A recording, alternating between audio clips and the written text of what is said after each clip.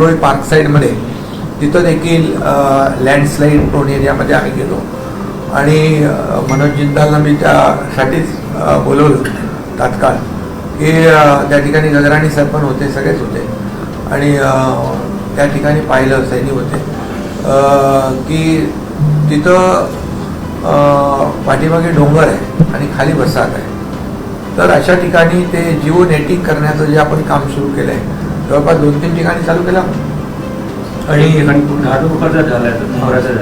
घाटकोपर, मुंब्रा आणि आता इथं विक्रोळी पार्क साईडमध्ये सूर्यनगरमध्ये पण आपण 90% काम झालं आणि आता देखील जिथं गेलो होतो तिथंही काम आता